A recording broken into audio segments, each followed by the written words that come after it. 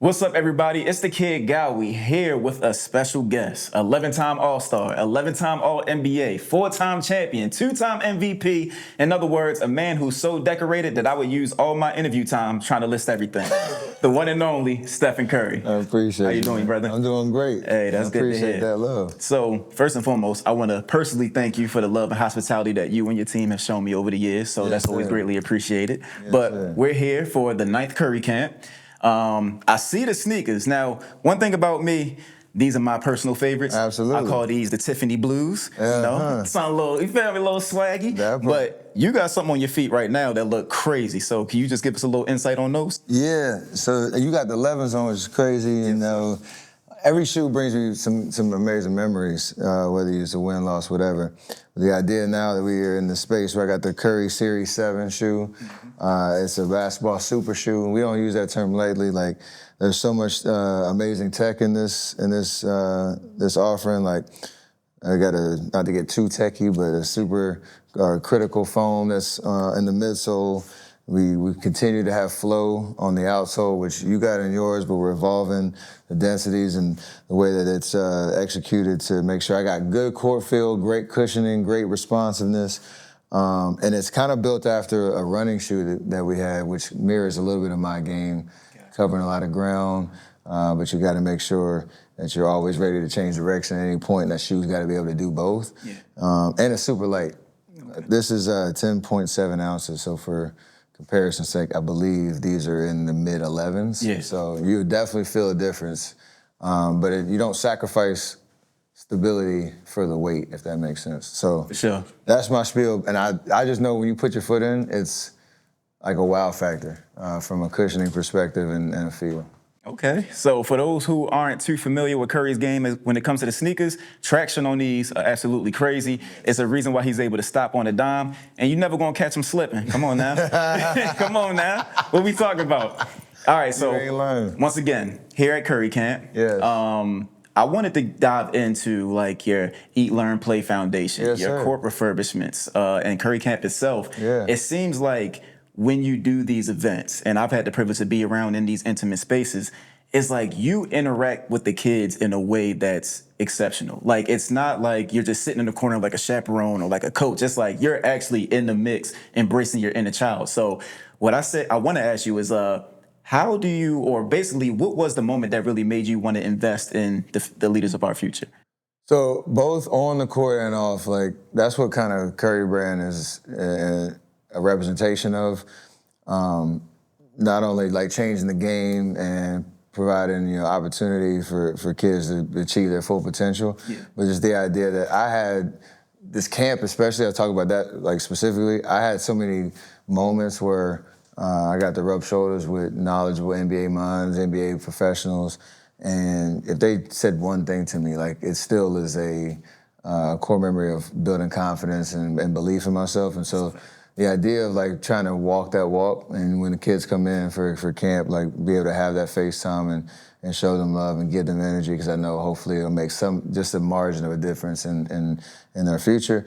But then also for Curry Brand, like, we changing the game means on the court and off the court. And me and my wife's foundation, Eat, Learn, Play, when we're planting our flag out here in Oakland, like, you always have to remind yourself of your humanity and the blessings that basketball has provided, me and my entire life. And so to be able to, combine those and give the kids a vision of what that looks like too. There's always a community service element to our camp, non-negotiables and extremely important to how we do everything. Most definitely. And like you said it to yourself, is like just saying something to these kids would be like a life-changing thing. So the fact that you're face-to-face with them, playing with them on the court, never going to forget that. So I commend you for that. Now, in terms of investments, once again, you've invested a lot into the women's basketball space. It's been beautiful to watch, by the way. 3-point contest with Sabrina Ionescu, that was a monumental moment. Your partnership with AZ Fudd, my Laser for Wally with your Curry brand. What is it about the women's basketball space that, really inspires you? And on top of that, what do you hope to see with the women in the future? That's the same. Basketball is basketball, and you want as many young boys and girls playing the game as possible, but they need a vision of what that looks like, and to have an ability to invest in the women's game, not just with our Curry camp, which we want to be a beacon of, the threshold of what that actually looks like for a camp to have true equity in how we do things. 2017, we had two female campers, AZ Fudd and Cameron Brink.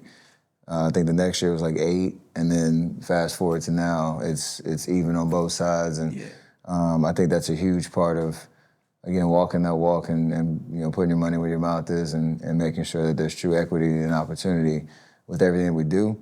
What I want for the women's game, it's kind of the idea of just making sure that there's true opportunity, and that you're able to leverage every platform possible to put them on stage. There's some amazing female ambassadors, athletes that are doing their thing, and it's not like for me, I need to tell them what to do. It's just you want to continue to highlight, the true talent that's out there, and be a part of that, that journey. So this camp hopefully can be that. What we're doing in the golf space can hopefully be, something that people look to as an example, and do my small part. Hey, that's great because, like you said, you're already doing your part. It's definitely benefiting the game, so appreciate you for that. Now, it's time to get hot in here. Let me zip this down a little bit because I feel like Steph, he a little too comfortable right now, so we're going to have to hit him with some fun questions. Last time I met you face to face, I let it be known I'm a Houston Rockets fan. Love Steph to death, but I'm a Houston Rockets fan. Yes, sir. You got us again, but I just want to say, I don't know if anybody's ever told you this face to face. There is nothing or no one more demoralizing than a hot Steph Curry. A hot Steph Curry got to be the worst thing that you can experience as a fan because it's like, dang, bro, he just don't miss. So I like to call you the subtle savage. I call you the subtle savage because you don't go out there, you're not egotistical like, oh, this other stuff. It's not brash, but it's more so on the low. It's kind of like you smirk, you smile at the crowd. There's one moment in particular that stood out where like, I was at the Toyota Center for game 1, and like we're cheering like, defense, and it was a timeout. And I saw you take a look at the crowd, and you were just like smiling, chewing your mouthpiece, and then like not too long later, you hit a big 3, and it was just like, dang, there I go again. Yeah. So I just want to know, in those moments when you're scorching hot, what goes on in the mind of a Stephen Curry? Is it one of those things where like you just feel it? Is it something that's mentally going on, or do you just black out in those moments? It's a combination of all that, to be honest. Like, there might be something you see that incites a little flurry. I do black out, which is why you see all them awkward, hilarious, sometimes awkward celebrations and stuff. Yeah. But then there's like just a true flow state where you block out everything, and that's when you kind of see, the true kind of deep emotions in my face. Yeah. And I'm just having fun. To me, like that is... I always try to play with joy. You always see me smiling, like having a good time. Like I try to make sure that is the gas in the tank for everything, every opportunity I get to go hoop. Yeah. But road environments in the playoffs, like there's no better feeling than kind of shutting up the crowd with one of those dagger shots or like a flurry or whatever. Yeah. But you can't predict it, but you also. You just find those flow states where you don't really think about anything. Yeah. It's just all the work that you put into your craft, your deserved confidence that comes from that. That's when it gets to shine. Okay. Now, I've had the privilege to see you practice, open practice when you came to Baltimore.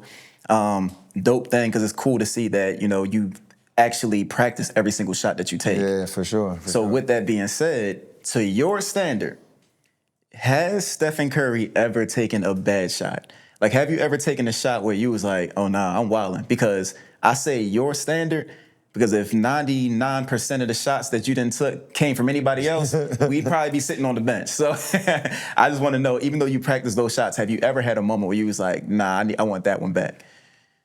Yes, I couldn't tell you one off the top of my head, though. I know, like, there's a moment, like, all right, so for me, in that moment, if you could freeze time, every shot I've taken, right when I'm here, I'm like, oh, this is a good shot. Yeah. Then when the result happens and you like look around like, oh, maybe somebody else was open, or I didn't even see the shot clock, time, and score. Those happen in the game, and you're not naive to think like there's a such thing as a bad shot for me. But I've made a lot of bad shots, and it kind of evens it out a little bit. Yeah. But it's fun to push the envelope because you don't really predict or choreograph much that goes on the court, especially at our level. So you have to be, I guess more so I'd say is just you have to be okay with failure, like, and put yourself out there. So there's gonna be a situation where, yeah, bad shot, whatever, but it doesn't mean the next one's not going in or that I can't move on. I don't dwell. So I guess that's the best answer. I've definitely taken some bad shots, but I've made a lot of them too. All right, cool. So for the kids out there, that's great to hear that Stephen Curry has taken some bad shots. He's made some, but live with it. Live with your shot. Like you said, be content with failure. Yeah, absolutely. All right. So last but not least, a decade from now, your jersey's hanging in the rafters. You have a statue out front of Chase Center. Your family and everything. What do you want people to remember your legacy as from a basketball standpoint, off the court? Like, what do you want people to remember and think about when they say Stephen Curry? I don't know how to specifically define it. I know, like, the way that I approach being a professional, leveraging every resource and opportunity that I have, the work that goes into that, not just being a good basketball player, but being a good person, being a good father, good husband, like, all of those things I want to try to live up to my full potential. But I hope that there is a legacy of stories. Like, for me, like, that's the best thing you can have is every people from all different walks of life, whether you knew me personally or you saw me play one time or you saw one highlight or read one quote or like something, anything that you have a story of like what that did for you from an impact perspective to, again, find your best self. I don't know how to define it, and that's going to continue to live out, but I love that feedback that I get from fans or from people that have been aware of any part of my journey.